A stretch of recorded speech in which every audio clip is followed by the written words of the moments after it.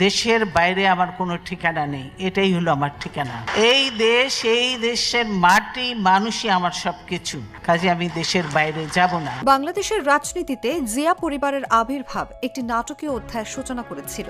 ৭৫ পরবর্তী সময় জিয়াউর রহমানের ক্যারিশম্যাটিক নেতৃত্ব দেশের মানুষের মধ্যে আশা জাগিয়েছিল। তিনি ধর্ম বর্ণ নির্বিশেষে সব জনগোষ্ঠীকে একত্রিত করে জাতীয়তার ভিত্তিতে সমৃদ্ধ বাংলাদেশ গড়ার স্বপ্ন দেখিয়েছিলেন। তার সাহসিকতা এবং রূপান্তরমূলক নেতৃত্ব তাকে একজন অনন্য নেতা হিসেবে প্রতিষ্ঠিত করেছিল।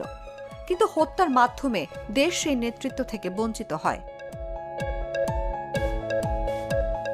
নেতৃত্বের সংকটের মধ্যে বিএনপি জন্ম নেয়, আর সে সময় বেগম খালেদা জিয়া গৃহবধূর তকমা কাটিয়ে রাজনীতিতে প্রবেশ করেন। ৯০-এর দশকে বাংলাদেশের নারী শিক্ষায় যে গণজাগরণ ঘটেছিল তার পেছনে তার অবদান অনস্বীকার্য।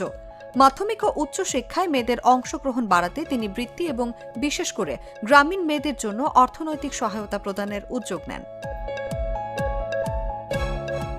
খালেদা জিয়ার রাজনীতিতে আবির্ভাব সহজ ছিল না। সংকটময় সময় তিনি বিএনপির নেতৃত্ব গ্রহণ করেন এবং ধীরে ধীরে বাংলাদেশের রাজনৈতিক পরিমণ্ডলে একজন প্রভাবশালী নেত্রী হিসেবে নিজেকে প্রতিষ্ঠিত করেন। ১৯৮৩ সালে তিনি বিএনপির সিনিয়র ভাইস চেয়ারম্যান নির্বাচিত হন এবং এরশাদ বিরোধী আন্দোলনে সক্রিয় ভূমিকা নেন। রাজপথের আন্দোলন, বিবৃতি, গ্রেফতার সব মিলিয়ে তিনি দেশের রাজনীতির দৃশ্যমান মুখে পরিণত হন। ১৯৮৬ সালে নির্বাচনে অংশ না নেওয়ার সাহসী সিদ্ধান্ত স্বৈরাচার বিরোধী আন্দোলনকে আরও শক্তিশালী করে। ৯০-এর গণঅভ্যুত্থানের সময়ও তার নেতৃত্বে দেশ পুনর্গঠনের প্রচেষ্টা দেখা যায়। সংসদীয় গণতন্ত্র পুনঃপ্রতিষ্ঠান, বহুদলীয় রাজনীতির পুনর্জীবন এবং বিরোধী রাজনীতির স্থান তৈরি সব ক্ষেত্রেই তার অবদান অমূল্য। বাংলাদেশের প্রথম নির্বাচিত নারী প্রধানমন্ত্রী হিসেবে খালেদা জিয়ার নেতৃত্ব নারীর রাজনৈতিক অংশগ্রহণকে দৃশ্যমান করেছে। গণতান্ত্রিক ব্যবস্থার জন্য তিনি দীর্ঘ সময় সংগ্রাম করেছেন, কারাবরণ সহ নানা চ্যালেঞ্জ মোকাবিলা করেছেন।